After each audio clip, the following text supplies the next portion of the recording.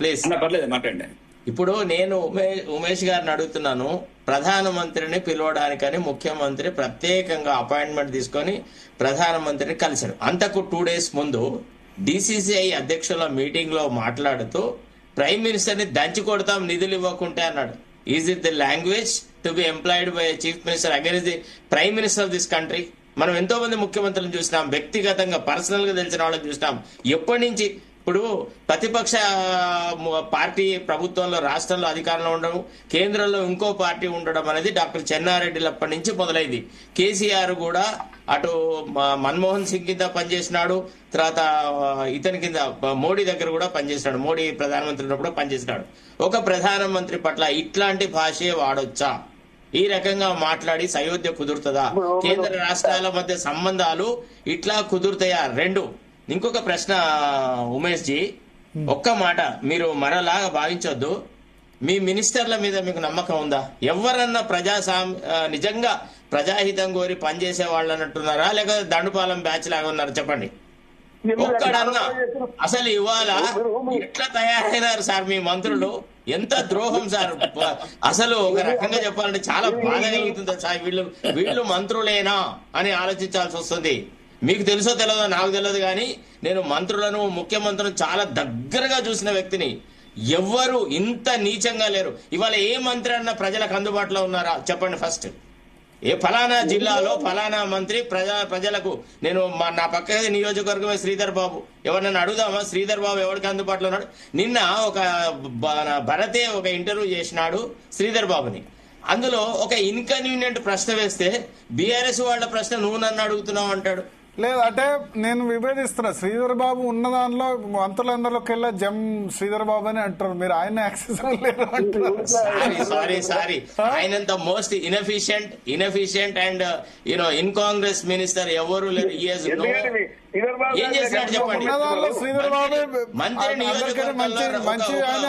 వాళ్ళు కాంగ్రెస్ కాదు బీఆర్ఎస్ వాళ్ళు కూడా మెచ్చుకుంటారు ఉన్నదానిలో. బీఆర్ఎస్ బీజేపీ వాళ్ళకి హామ్లెస్ కాబట్టి ఇప్పుడు ఎట్లుంటుంది అంటే సార్, ఒక కట్లపాము ఒక వానకోయిల ఉంటే ఎవడైనా వానకోయిలే ఇష్టపడతారు. ఆయన నియోజకవర్గానికి ఆయన చేసింది ఏంది? He comes from a very backward district. ఆ ప్రాంతాల్లో 5 సార్లు గెలిచారండి. ఏం చేయకుండా 5 సార్లు గెలిచారా శ్రీధర్ బాబు గారు? శ్రీధర్ బాబు ఎందుకు గెలిచిండో మామూలు అడిగితే చెప్తాం. పోయి అక్కడ గల్లీ శ్రీధర్ బాబు మీటింగ్ ఇన్ఫర్మేషన్ శ్రీధర్ బాబు మంత్రిని టౌన్ లో మీటింగ్ పెట్టలేకపోయినాడు. ఏం చేసిండు ముఖ్యమంత్రి ఉమేష్ అని? అది ముఖ్యము. ఏం చేసిండు ఎమ్మెల్యేలు? నేనైనా ఎవరైనా మా దగ్గర కొంతమంది 4 సార్లు గెలిచిన చెట్టు పెట్టినాడు ఉన్నాడు ఊర్లలో. దాని గురించి సంబంధం ఏం చేసినా అడుగుతున్నాడు. చెప్పండి ఏం చేసాడో చెప్పండి. ఏం చేసాడో చెప్పండి మీరు. శరత్ గారికి సమాధానం ఏం చేశాడు? గెలిపోవటం ప్రభావితం కావాలన్నా గెలిపోవడం చాలా చూసినాం. మంచోడు గెలవాలని లేదు, చెడ్డోడు ఓడాలని లేదు. మంచోడు గెలవాలని లేదు, చెడ్డోడు ఓడాలని లేదు రాజకీయాలలో. నేను ఒక మాట, ఆయనైతే ఎలక్షన్ మేనిఫెస్టో కమిటీ చైర్మన్ కదా శ్రీధర్ బాబు గారు. నాకు చెప్పండి ఎలక్షన్ మేనిఫెస్టోలో కూడా ఏ పేజీ వరకు వీళ్ళ పర్ఫార్మెన్స్ వచ్చింది? ఒకటి బుధవారం కార్యక్రమం ఒకటే చెప్పండి ఏం చేయలేదు రాండి, మంత్రి కూడా రండి, రేపు పొద్దున రండి, మంత్రి చూపెడతాం శ్రీధర్ బాబు గారు ఏం చేసిందో. రాగలుగుతారా మీరు?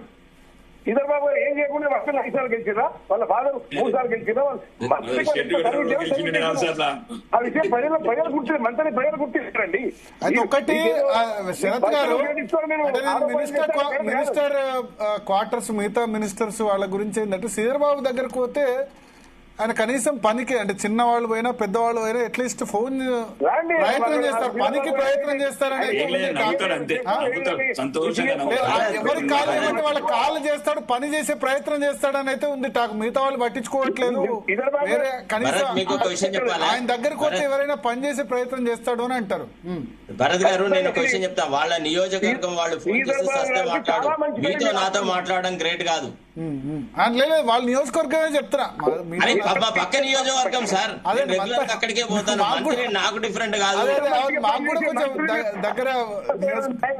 మీరు మంత్రి వాడితో ఎవరితోనన్నా శ్రీధర్ బాబు యాక్సెసిబుల్, శ్రీధర్ బాబు ఫలానా పని చేసినాడు, ఫలానా వాడికి సాయం చేసినాడని నిరూపించాడు, మీరు ఏం చెప్తున్నా అది వింటా. ఎందుకు సాయం చేయలేదండి? సాయం చేయకుండా శ్రీధర్ బాబు ఎంత పేరు నారా? మంత్రి నియోజకవర్గంలో 5 సార్లు గెలిచారండి. వాళ్ళ ఫాదర్ 3 సార్లు గెలిచారు, 8 సార్లు గెలిచారు వాళ్ళ ఫ్యామిలీ. ఏంటది ఆ జోక్ 5 నిమిషాలు గెలవడంటే అయ్యో. మీరు అర్థం చేసుకోవాలి. ఏం చేసిరో చెప్పమని. బాగారెడ్డి ఎన్నిసార్లు గెలిచినాడు? పి రామచంద్రారెడ్డి ఎన్నిసార్లు గెలిచినాడు సార్? ఏం చేసినా అవన్నీ చెప్తారు. గజ్వేల్ సైదయ్య ఎన్నిసార్లు గెలిచినాడు? నేనేం చేయకుండా గెలిచిన 3 నెలలకు గెలిచిన నేనేం చేసిన గెలిపించారు నన్ను. ఎన్నో కారణాలు ఉంటాయన్న. ఎదుటివాడు దుర్మార్గుడై ఉంటాడు, ఎదుటివాడు రాకేష్ రెడ్డి గారు ఇందుకే నచ్చుతారు ప్రజలకు. రాకేష్ రెడ్డి గారు ఓపెన్ గా చెప్పారు, నేను ఏం చేయకుండా అట్లాగా భరత్ గారు ఏం చేసినా చెప్పాలి. నేను ఏమంటున్నా అంటే ఎదుటివాడు అసలు రాకేష్ రెడ్డి గారు ఎందుకనే ప్రజలకు నచ్చుతారు, ఎందుకంటే ఆయన ఒప్పుకున్నాను నేను ఏం చేయకుండా గెలిచిన 3 నెలల్లో వచ్చి గెలిచిన. అంటే నిజమే కదా. ఫ్రాంక్నెస్ అంటే లీడర్ లో ఉండాల్సింది ఇది ఏమంటారంటే ఫ్రాంక్నెస్ ఉన్నదన్నట్టు ఒప్పేసుకోవడం. మొదటిసారి నన్ను కనిపించారు, రేపు ఆయన ఏం చేయమంటే నెక్స్ట్ చెప్తారో ఆయన ఏమో తెలుస్తుంది కదా. మీరు అన్నదాన్ని నిజమన్నది. మీరు అన్నదాన్ని 100% ప్రయత్నం చేస్తానన్నా. మళ్ళీ నీకు మంచిగా గౌరవనీయ మంత్రిగా కలుస్తానన్నా. నా ఛాంబర్ లో నీకు లంచ్ అరేంజ్ చేస్తాను సెక్రటరీ. డోంట్ వరీ ఉమేష్ అన్న, డోంట్ వరీ. తెలంగాణ సెక్రటరీ నా ఛాంబర్ లో మీకు లంచ్ అరేంజ్ చేస్తాను మంత్రిగా. ఎందుకు దేనికోసం? అది కాదు అంటే ఏమైనా